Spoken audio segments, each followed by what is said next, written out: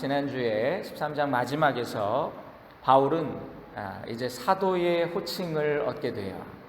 처음에는 이렇게 시작했죠. 청년 사울 이렇게 시작했다가 바울이라고도 하는 사울 이렇게 됐다가 칭호가 바뀌는데 13장 마지막에 두 사도가 이렇게 바뀌어요. 여러분, 이후로 바울과 바나바는 사도라고 불리면서 주님의 일을 감당하게 됩니다.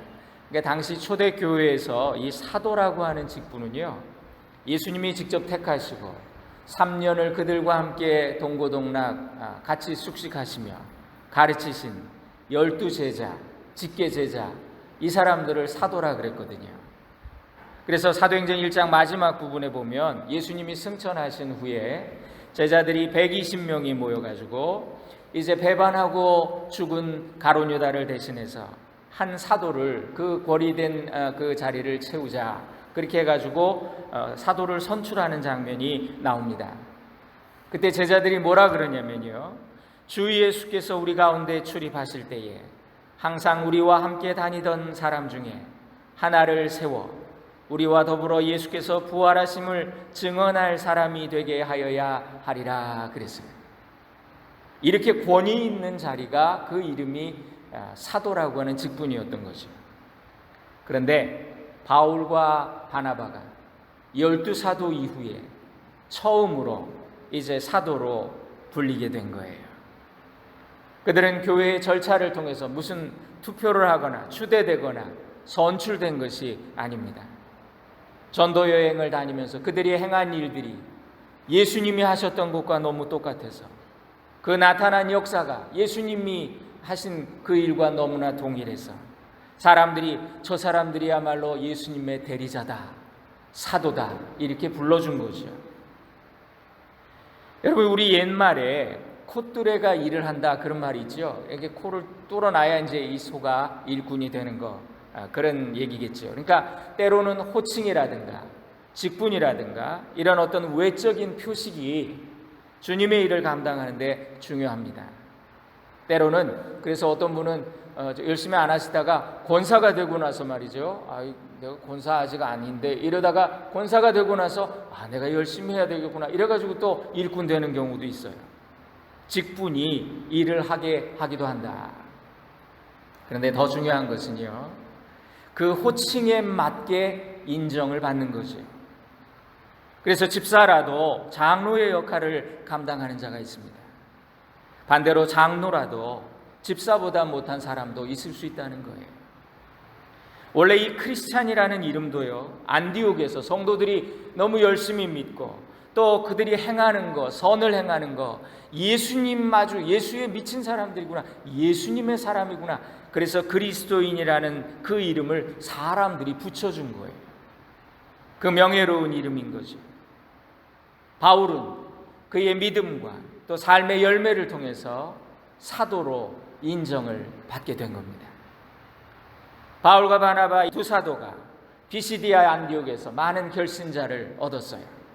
동시에 유대인들이 그 모습을 보고 시기하고 또 반대하고 또 선동하고 핍박합니다. 바울과 바나바는 하나님의 말씀을 우리가 먼저 마땅히 너희 유대인들에게 전해야 될 줄로 알고 우리가 너희에게 먼저 말씀을 전했다. 그런데 너희가 그걸 버리고 영생을 얻기에 합당하지 않은 자로 스스로 자처하니 우리가 너희를 버리고 이제 이방인에게로 가겠다, 그렇게 말해요. 그들은 예수님의 말씀처럼 그 두 사도가 그들을 향하여 발에 티끌을 떨어버리고 이고니온으로 가거늘 그랬어요. 13장 51절에 발에 티끌을 떨어버렸다, 예수님이 하신 말씀이지요. 어디서나 너희를 환영하지 않거든 발에 먼지를 떨어버려라, 그리고 다른 곳으로 가라 그러셨어요. 이 발에 티끌을 떨어버린다, 이건 뭐냐면요, 이제 더 이상 미련을 갖지 않겠다, 이제 우리에겐 더 이상 책임이 없다, 그런 단절을 의미하는 상징적인 행동이에요. 예수님도 예루살렘을 보면서 뭐라고 그러셨습니까? 예루살렘아 예루살렘아, 암탉이 그 새끼를 품는 것처럼 내가 너희를 품으려고 얼마나 노력했는데 그러나 너희가 원치 아니하는구나, 그렇게 탄식하셨죠. 소돔과 고모라를 하나님이 오래 참으셨어요. 아브라함이 계속해서 중보기도 했어요. 의인 50명, 아니 20명, 10명의 의인이 있어도 그 땅을 멸하실 겁니까? 10명만 찾으면 내가 그 땅을 멸하지 않겠다. 그러나 어떻게 됐습니까? 그들이 원치 않아요. 아무도 원치 않아요. 그래서 롯의 가족만 급히 그곳에서 빼내시고 유황불로 심판하셨죠. 사울왕을 하나님이 품어주시려고 여러 번 회개의 기회를 주셨어요. 사무엘 선지자를 통해서 그를 위해 중보하게 하시고 권면하게 하셨어요. 그런데 그가 거부하니까 어느 순간 하나님이 슬그머니 그의 손을 놓아버리셨어요. 우리는 주님의 말씀을 받아 계속해서 외치고 전합니다. 그런데 사람들이 거절해요. 한 번 거절하고 두 번 거절하고 도저히 받아들일 마음이 없어요. 그러면 그 사람들에게 연연하지 말고 그 상처와 그 아쉬움 다 먼지를 떨어버리고 새로운 자리로 나가라는 거예요. 왜냐하면 세상에는 아직도 복음을 듣지 못한 사람들이, 간절히 구원의 복음을 갈망하는 자들이 많이 있기 때문에. 그래서 두 사도는 이고니온이라고 하는 곳을 갔습니다. 거기서 복음을 또 전합니다. 주께서 표적과 기사를 많이 일으키셨어요. 그리고 말씀을 확증해 주셨어요. 그래서 허다한 무리가 믿고 돌아왔다, 구원받았다. 그런데 여전히 거기서도 대적자들이 있는 거예요. 그래서 오늘 말씀 2절, 오늘 전체 14장 전체가 본문입니다. 순종하지 아니하는 유대인들이 이방인들의 마음을 선동하여 형제들에게 악감을 품게 하거늘 그랬어요. 또 4절에 보니까 무리가 나뉘어 유대인들을 따르는 자도 있고 두 사도를 따르는 자도 있는지라. 여러분 생각해 보세요. 어느 곳에나 따르는 자들이 있고 대적하는 자들이 있더라. 우리가 주님의 일을 할 때 모두가 우리를 따르고 모두가 우리에게 선의를 베풀고 모두가 우리에게 협조하리라고 기대해서는 안 돼요. 아무리 좋은 일꾼에게도 반대자는 있습니다. 또 아무리 무능한 자에게도 따르는 자가 있습니다. 이고니온에서 유대인들이 두 사도를 돌로 치려고 했습니다. 그래서 그들은 급히 루스드라로 도망을 갔다 그래요. 6절에 보니까. 여러분, 우리가 하나님의 일을 하다 보니까 핍박이 옵니다. 박해가 옵니다. 고난이 옵니다. 그때 우리는 도망할 수도 있고 또 거기 끝까지 남아서 그 고난을 받고 때로는 순교할 수도 있어요. 그런데 도망하고 피해야 할 때와 또 맞서서 직면해야 할 때가, 이거 구분해야 되는데 이게 참 어려워요. 그래서 우리에게 지혜가 필요해요. 피신해야 할 때와 직면해야 할 때. 그러나 성령님께서 우리에게 지혜를 주시면 우리가 그 때를 구분하게 될 줄로 믿습니다. 유대인들의 핍박을 피해서 도망을 한 곳이 루스드라예요. 근데 거기 갔더니 나면서부터 걷지 못하는 안진뱅이, 그 사람이 거기 있는 거예요. 바울의 설교를 잘 들어요. 그래서 바울이 딱 보니까 구원받을 만한 믿음이 있는 것 같아요. 9절에 보니까 그에게 구원받을 만한 믿음이 있는 것을 주목했다. 그래서 바울이 그에게 명령합니다. 내 발로 일어서 걸어라. 여러분, 우리가 기도한다고 다 귀신이 쫓겨가고 병이 낫지는 않지요. 어떤 능력의 종이 와도 여러분, 안 되는 사람은 안 돼요. 기도하는 자의 믿음이 있고요, 기도를 받는 자의 믿음이 있어요. 어떤 때는 베드로와 요한처럼 그 안진뱅이 보고 그가 뭘 줄까 생각해서 은과 금은 내게 없거니와 나사렛 예수 이름으로 일어나 걸으라. 그거는 기도한 자, 명령한 자의 믿음이었지요. 그런데도 치유의 능력이 나타났어요. 예수님께 중풍병자 그 침상에 들고 와가지고 예수님 앞에 사람들이 너무 많으니까 그 친구들이 말이죠, 지붕으로 올라가서 지붕을 뜯어내고 그 예수님 앞으로 병자를 달아내렸어요. 성경에 보니까 예수께서 그들의 친구들의 믿음을 보시고 그 병을 고쳐주셨다. 그런 일도 있습니다. 그러나 대부분의 경우에는 예수님이 뭐라 그러셨어요? 병을 고쳐주실 때 내 믿음이 너를 구원했다. 여러분, 본인의 믿음과 본인의 의지가 더 중요하다는 거예요. 병자를 낫게 하시건 아니면 바울과 같이 그 질병을 몸에 품고 그 가시를 남겨두셔서 또 다른 간증을 만드시던 간에 그거는 하나님이 하시는 일이에요. 주님의 주권에 속한 일이에요. 그러나 우리 그리스도인들은 누구를 만나든 병든 자를 만나면 불쌍히 여기는 마음을 가지고 그를 위해서 기도해 주어야 합니다. 간절히 중보해 주어야 합니다. 이것이 우리의 의무예요. 너는 어느 곳에 가든지 평안을 빌어라. 너의 기도가 합당하면 그에게 그것이 이루어질 것이고 그렇지 않으면 그 평안이 너에게 돌아가리라. 낫든 낫지 않든 간에 간절히 중보기도 한다면 그 기도자에게 그 기도가 유익이 될 줄로 믿습니다. 여러분, 바울이 말하자 앉은 비행기가 일어났어요. 난리가 났죠. 그 동네 루스드라에 난리가 났어요. 그들은 신이 강림하셨다 그러면서 바울과 바나바를 신이라고 그 앞에 엎드려서 경배하고 제사를 드리려고 소를 끌어오고 막 그러는 거예요. 두 사도는 어떻게 했습니까? 옷을 찢었어요. 그들을 말려요. 이 옷을 찢는다는 것은 정말 내가 참담하다 어떻게 표현할 수 없는 안타까운 심정이라는 걸 나타내는 표시예요. 여러분, 왜들 이러십니까? 여러분 좀 흥분하지 말고 우리 말 좀 들어보세요. 우리가 여러분에게 복음을 전하는 것은 여러분들이 이런 헛된 일, 이게 뭐예요? 사람이나 우상 앞에 제사 드리는 이런 거, 이런 헛된 일을 버리고 하늘과 땅과 바다와 그 안에 있는 모든 것을 만드신 하나님을 경배하게 하려고, 그 하나님께 돌아오게 하려고 우리가 이런 말씀을 전했는데, 이런 기적을 행했는데 18절에 보니까 그렇게 겨우 무리를 말려서 제사 못 지내겠다.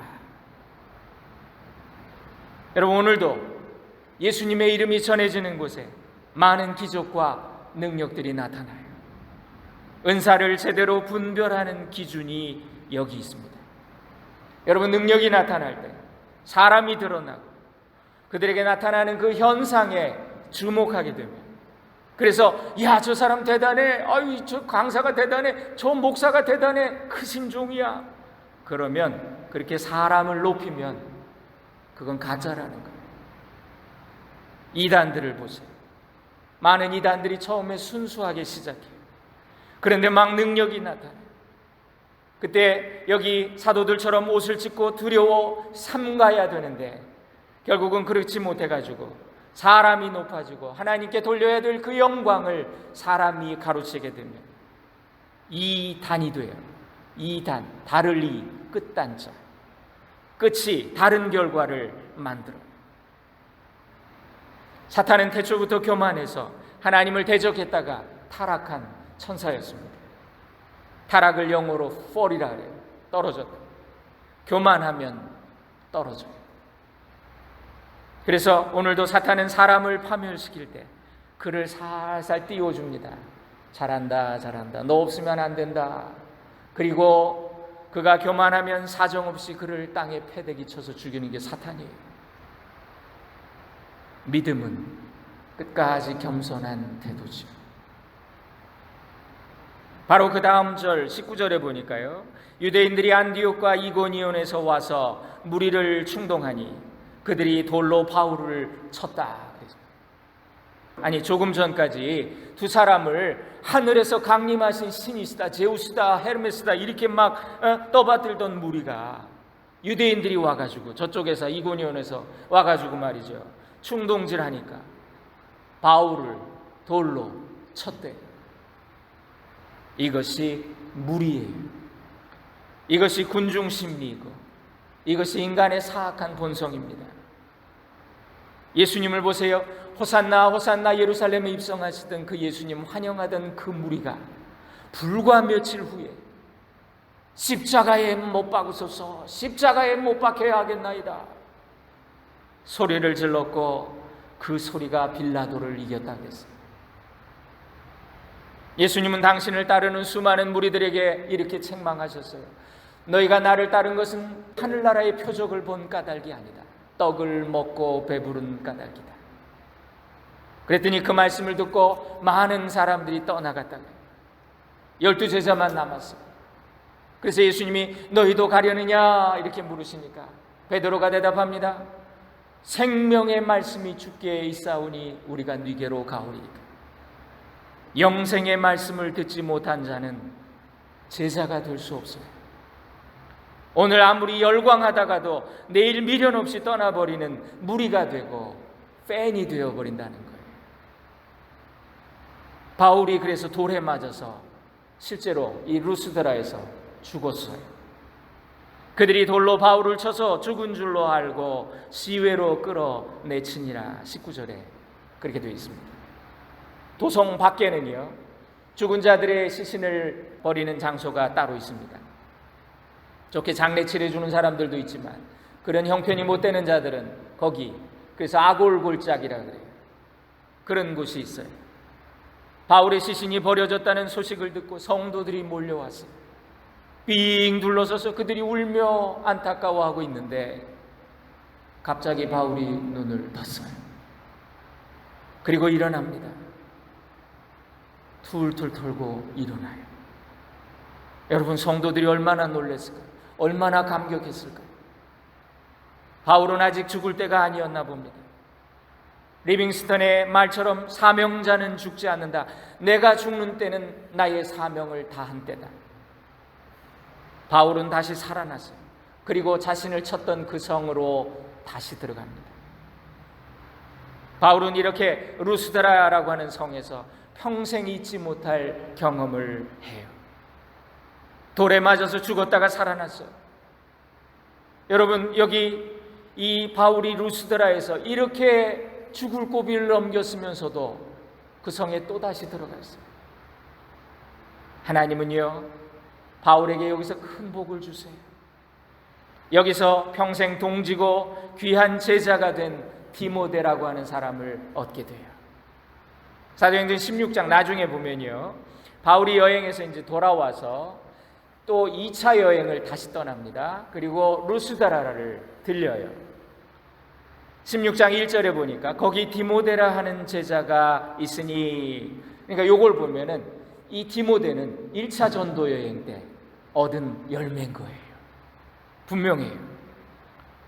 디모데는 바울에게 세례도 받았습니다. 할례도 받았어요. 왜냐하면 이 사람 아버지가 헬라 사람인데 특별히 바울이 너 할례 받으면 좋겠다. 이건 뭐냐면 특별한 배려를 한 거예요. 유대인들에게 너 책 잡히지 마라.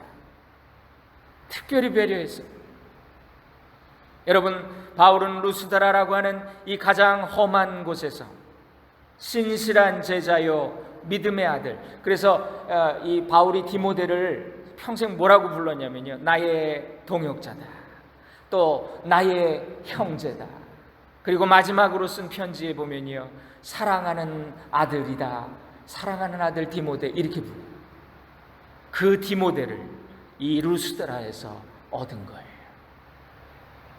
하나님은 오늘도 복음을 위해 생명을 내건 바울에게 디모데를 주신 것처럼 오늘 우리에게도 그런 열매로 갚아주실 것입니다. 스데반의 죽음이 바울을 낳았죠. 루스드라에서 이 바울의 죽음이 디모데를 낳은 거예요.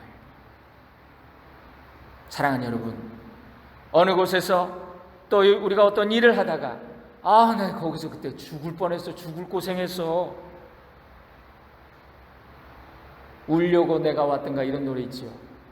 혹시 여러분들 중에 내가 이 교회에 와서 고생 많이 했네, 그런 분이 계시다면 바울의 루스드라를 생각하세요. 헌신과 희생이 있는 곳에 반드시 열매가 있습니다. 영광이 있어요.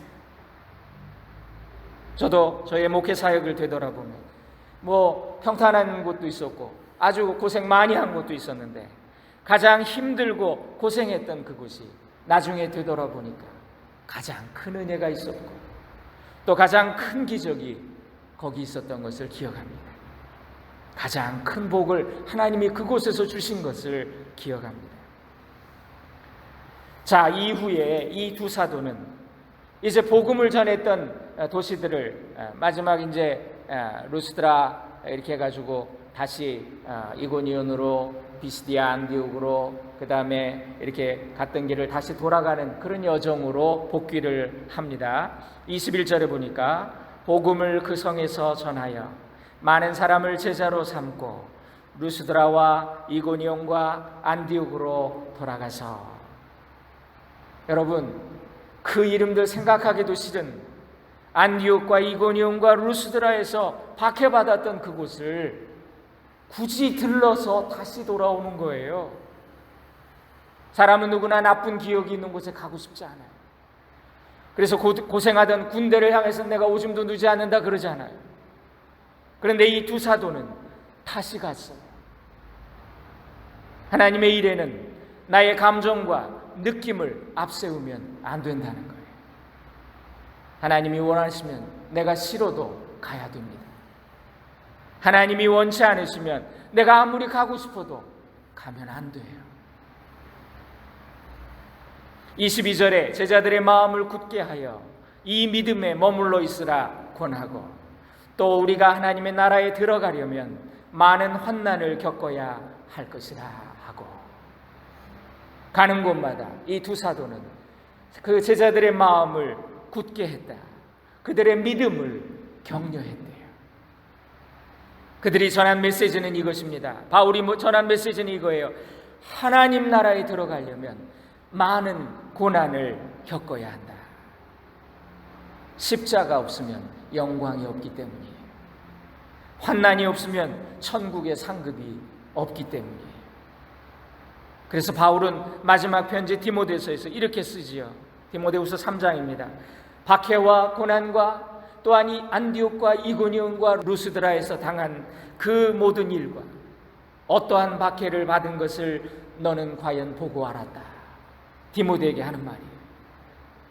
그러니까 안디옥과 이고니온과 루스드라라는 그 이름들은 바울에게 있어서 악몽이고 평생의 상처죠. 그러나 하나님은 바울의 그 상처를, 그 스카를 스타로 만드셨어요. 별로, 자랑으로, 영광으로 만들어 주신 거예요. 디모데후서 2장에 보니까 너는 그리스도 예수의 좋은 병사로 나와 함께 고난을 받아라. 디모데후서 1장에는 그러므로 너는 내가 우리 주를 증언함과 또는 주를 위하여 갇힌 자 된 나를 부끄러워하지 말고 오직 하나님의 능력을 따라 복음과 함께 고난을 받아라. 참 이렇게 말할 수 있다는 거예요. 계시록에 이런 말씀이 있지요. 너는 장차 받을 고난을 두려워하지 말라. 볼지어다 마귀가 장차 너희에게서 몇 사람을 오게 던져 시험을 받게 하리니 너희가 환난을 받으리라. 네가 죽도록 충성하라. 그리하면 내가 생명의 면류관을 너희에게 주리라. 여러분은 주님을 위해 받은 고난이 있습니까? 여러분은 주님의 일을 위해 핍박과 또 서러움을 당하고 받은 훈장이 있으십니까? 본인이 겪어보고 제자들에게 또 후배에게 또는 내 자녀에게 너도 고난을 받아라. 그리스도를 위해 고난을 받아라.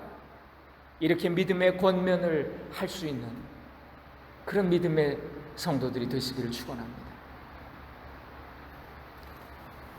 23절에 각 교회에서 장로들을 택하여 금식하며 그들이 믿는 주께 그들을 위탁하고 그랬어요. 이제 돌아오면서 얼마 만에 돌아와 보니까 또 부흥에 있네요. 또 더 많은 무리가 모여 있네요. 이제 리더를 세워야 되겠습니다. 그들 중에 장로들을 택했대요. 그리고 그들을 위해서 금식 기도하면서 믿는 주께 그들을 위탁했대요. 그러니까 두 사도는 자신들이 세운 교회들마다 다시 가서 지도자와 일꾼을 세운 거예요. 금식 기도로 그들을 주님께 올려드리며 중보해요. 저는 요즘 여러분을 위해 금식합니다. 여러분이 좋은 일꾼으로 세워지도록 금식하며 기도합니다. 임마누엘 주님이 함께 하셔서 그리고 성령님이 여러분을 붙잡아 주셔서 믿음의 반석 위에 굳게 서고 마치 옥토에 뿌리 내린 씨앗처럼 여러분을 통해 주님이 열매를 거두실 줄로 믿습니다. 바울의 선교는 이제 시작이에요. 이게 1차 선교 여행이었어요. 죽을 고생을 했지요. 그리고 돌아와서 안디옥 교회에 하나님 행하신 놀라운 일들을 보고했다 그랬어요. 그리고 그는 또 2차, 3차, 4차 마지막에 로마로 순교하러 가는데요, 로마로 가는 그 여행이 또 죽을 고비를 넘겨요. 죽으러 가는 자리에 죽을 고비를 넘기면서 가요. 배가 파선을 하고 겨울을 지나고 말이죠. 총 5차에 걸친 여정을 계속해요.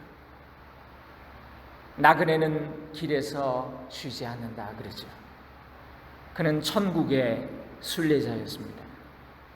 그렇게 두 사도는 비시디아, 밤빌리아, 버가를 거쳐서 아탈리아라고 하는 항구에서 배를 타고 이제 안디옥으로 다시 귀환을 합니다. 자, 안디옥에 돌아왔어요. 사도 바울이 죽을 고비를 넘기면서 안디옥에 돌아왔어요. 그 도착한 항구를 한번 생각해 봅니다. 누가 그들을 마중 나왔을까? 요즘 같으면 이메일 먼저 보내고, 뭐 옛날에도 전보는 쳤잖아요. 언제 도착한다. 근데 그럴 환경도 아니에요. 아무도 그들이 돌아온 걸 몰랐겠지요. 그들의 귀환은 매우 초라하고 쓸쓸했을 거예요. 아프리카에서 40년 반평생 헌신했던 헨리 모리슨이라고 하는 선교사가 있습니다. 그가 모든 사역을 마치고 자기 고향 뉴욕으로 돌아옵니다. 그 돌아오는 날에 배를 타고 돌아오는데 하필 그 배에 아프리카로 사냥 휴가를 왔던 테디 루즈벨트라고 하는 대통령이 거기 타고 있었어요. 배가 항구에 도착했습니다. 대통령 일행을 맞이하는 환영 인파가 행사를 열었는데 레드 카펫이 깔리고 말이죠.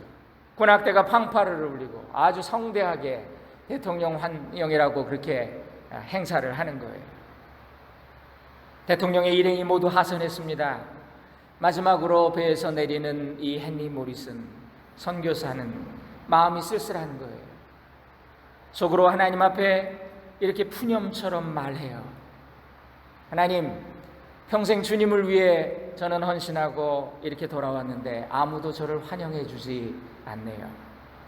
근데 사냥하고 휴가에서 돌아오는 대통령은 참 요란하게도 맞아주네요. 그렇게 생각하는데 하늘에서 음성이 들렸답니다. Henry, you are not home yet. 너는 아직 본향에 오지 않았어.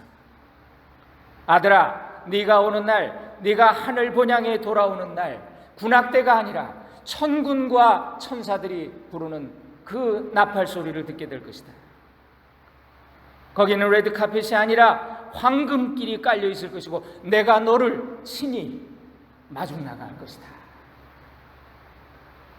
사랑하는 성도님들, 우리가 바울에게는 비교할 수 없겠지만 우리도 날마다 저 높은 곳을 향해서 우리가 가는 여정이 있어요.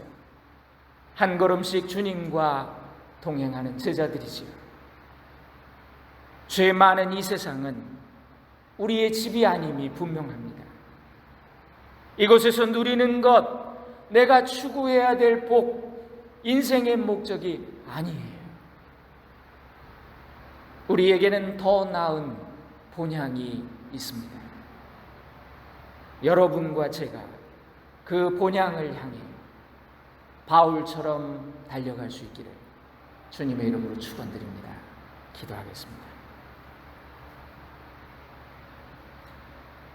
청년 사울이 사도 바울 된 것처럼 우리도 변화와 성장과 성숙을 경험하게 하옵소서. 지금은 비록 이 땅을 버타며 살지라도 우리의 영혼은 저 하늘을 디디며 살게 하옵소서. 돌아갈 내 고향 하늘나라임을 잊어버리고 이 땅에서 한눈 팔다가 길을 잃지 않도록 성령님 깨우쳐 주시고 도와주옵소서. 주님 나라 거룩한 여정에 끝까지 동행해 주실 예수님의 이름으로 기도 올립니다. 아멘.